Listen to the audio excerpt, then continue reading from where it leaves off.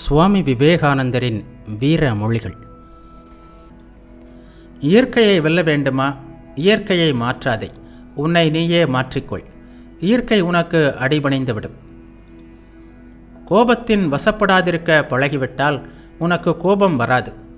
வெறுப்பு உன்னை அணுகாமல் பார்த்து கொண்டால் வெறுப்பே உனக்கு வராது. ஏனெனில் அவை உன்னை தொடவே முடியாது. வெற்றியடைவதற்கு இதுதான் வழி.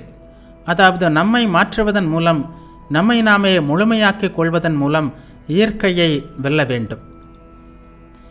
பௌதிக விஞ்ஞானம் மற்றும் ஒழுக்க கோட்பாடு ஆகியவற்றின் தற்கால ஆராய்ச்சிகளுடன் ஒத்துப்போவது மட்டுமல்லாமல் அவற்றிற்கு ஒரு படி மேலேயும் போயிருக்கும் ஒரே நெறி அத்வைதம்தான் என்று நான் தைரியமாக சொல்வேன்.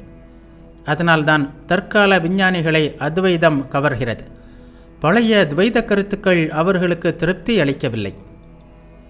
இந்த நூற்றாண்டின் பிற்பகுதியிலும் வழி வழியாக தாங்கள் பின்பற்றி வரும் மத கருத்துக்களை தவிர மற்றவை எதுவும் சரியானவை அல்ல என்ற எண்ணம் இருப்பது மனிதனின் மனதில் இன்னும் பலவீனம் எஞ்சி உள்ளதையே காட்டுகிறது. அத்தகைய கருத்துக்களை விட்டுவிட வேண்டும். ஐரோப்பாவில் இன்று உலகாயுதம்தான் வழக்கில் இருக்கிறது. ஐரோப்பாவின் ஆன்மீக விழிப்பிற்கு அறிவுபூர்வமான ஒரு மதம்தான் தேவை. இரண்டற்ற ஒன்றையான நிர்குண பிரம்ம கருத்தை போதிக்கும் அத்வைதம் ஒன்றுதான் அறிவுபூர்வமாக சிந்திக்கும் மக்களுக்கு திருப்தி அளிக்கக்கூடியதாக இருக்கிறது. தர்மம் மறைந்தது போலாகி அதர்மம் தலை தூக்குவது போல் தோன்றும் போதெல்லாம் அத்வைதம் வருகிறது. அதனால்தான் அது ஐரோப்பாவிலும் அமெரிக்காவிலும் வேர் பிடித்திருக்கிறது. கடவுள் பிரபஞ்சத்திற்கு வெளியே சொர்க்கத்தில் எங்கேயோ இருக்கிறார் என்று துவைதம் சொல்கிறது.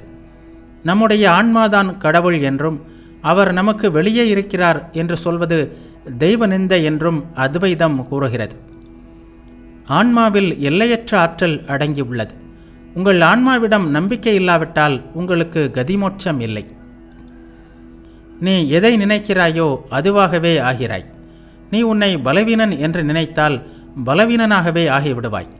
நீ உன்னை வலிமையுடையவன் என்று நினைத்தால் வலிமை படைத்தவனாகவே ஆகிவிடுவாய். பழங்கால மதங்கள் எல்லாவற்றிலுமே ஒரு பொதுவான கருத்தை காணலாம். இந்த வாழ்க்கையின் துன்பங்கள் எல்லாமே மறைந்து இன்பங்களே மிஞ்சும் ஒரு காலம் வரும். அப்போது இந்த பூமியே சொர்க்கமாக மாறிவிடும் என்பதே அந்த கருத்து. எனக்கு இதில் நம்பிக்கை இல்லை. இந்த உலகம் எப்போதும் இப்படியே தான் இருக்கும்.